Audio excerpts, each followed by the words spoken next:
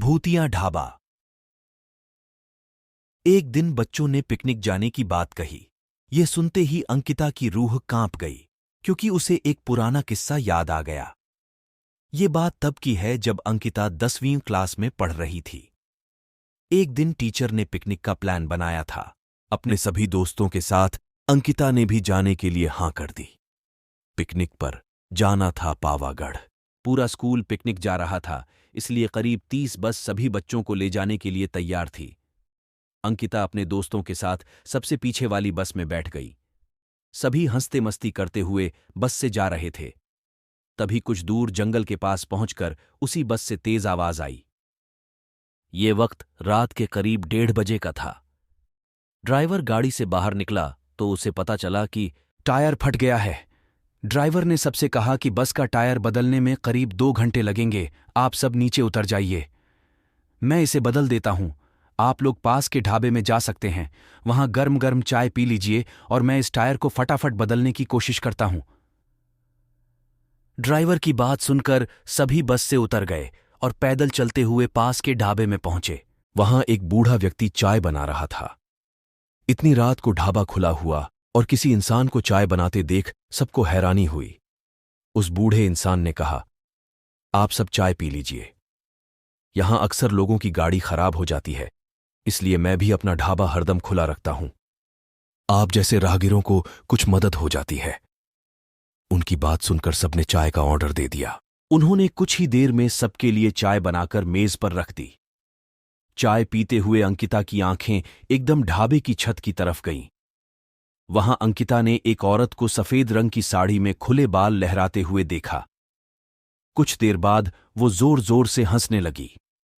भले ही हंसने की आवाज किसी को सुनाई नहीं दे रही थी, लेकिन अंकिता ने उसे मुंह खोलकर हंसते हुए देखा था। ये सब देखकर अंकिता ने डर के मारे आंखें नीचे झुका लीं।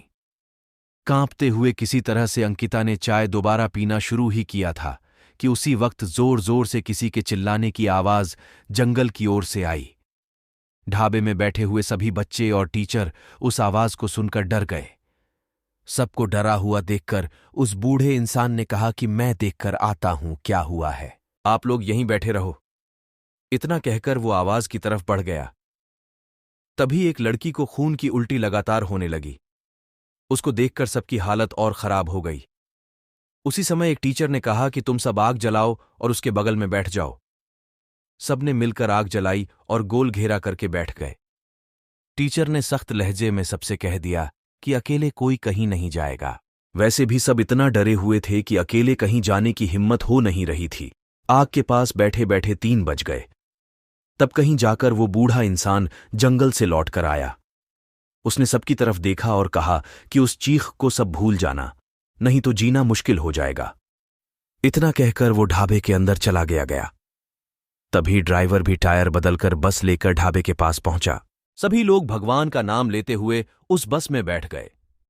टीचर ने बस में बैठते ही सबको कहा कि कोई एक दूसरे से बात नहीं करेगा, सीधे सब सो जाओ। टीचर की बात मानकर सब चुपचाप बस में ही सो गए। उसके बाद पिकनिक स्पॉट पर पहुंचे और करीब 1 हफ्ते बाद घूमकर आ गए। पिकनिक में किसी ने दूसरे बस के बच्चों से उस रात के बारे में कुछ नहीं कहा, लेकिन पिकनिक से लौटते ही सबने अपने दोस्तों और दूसरी क्लास वालों को इस भूतिया घटना के बारे में बताया। आज पिकनिक का नाम सुनते ही यही भूतिया ढाबे की कहानी अंकिता के मन में आ गई और बच्चों को पिकनिक भेजने से उसे डर लगने लगा। बीती घटनाओं को भूल जाना ही अच्छा है, नहीं तो जीवन भर वो घटना डराती रहती है। ऐसे ही और कहानियां सुनने के लिए हमारे चैनल को लाइक करें, सब्सक्राइब और फॉलो करें ताकि आपको वीडियो मिलती रहे।